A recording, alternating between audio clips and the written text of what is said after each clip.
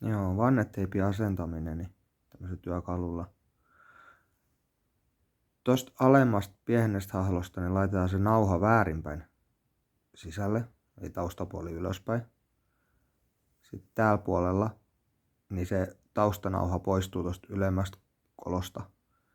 Ja sitten se teippi menee tuosta alemmasta hahlosta sit niin vanteeseen kiinni.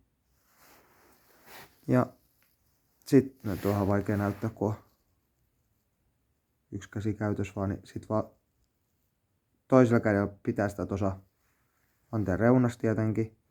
Ja sit mä teen semmoinen, että toisella kädellä niin mä niinku peukalolla tönin tätä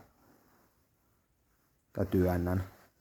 Peukalolla työnnän niin se samalla painaa se siihen kiinni. Sen nauhan ja sit tuli oikein siisti. Oikein siisti ja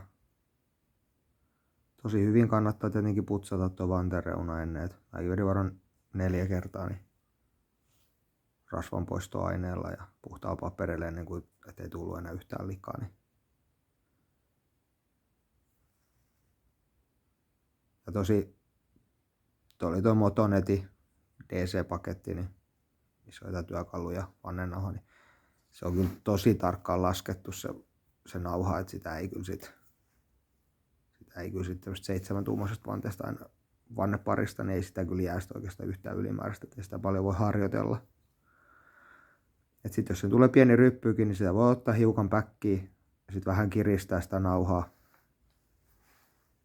Mun mielestä ainakin ihan hyvin tarttuisi vielä sit vaikka sen uudestaan siihen. Niin jos se pieni ryppy tulee, niin hiukan ottaa päkkiä ja kiristää sen nauhaa ja taas peukalolla. Toisen kerran pitää ton paikallaan tuossa vanteen reunassa ja toisen kerran sit liuuttaa sitä. Eli näin. Tuosta alemmasta hahlosta niin väärinpäin sisälle. Sitten täällä puolella niin taustanauha poistuu tuosta ylemmästä reiästä ja sitten tuosta alemmasta hahlosta niin se ohjautuu niin tuo punainen nauha sitten vanteeseen ja sitten tuohon reunaan ja toisen kerran pitää se paikalla ja toisen peukalolla niin työntää sitä samaa.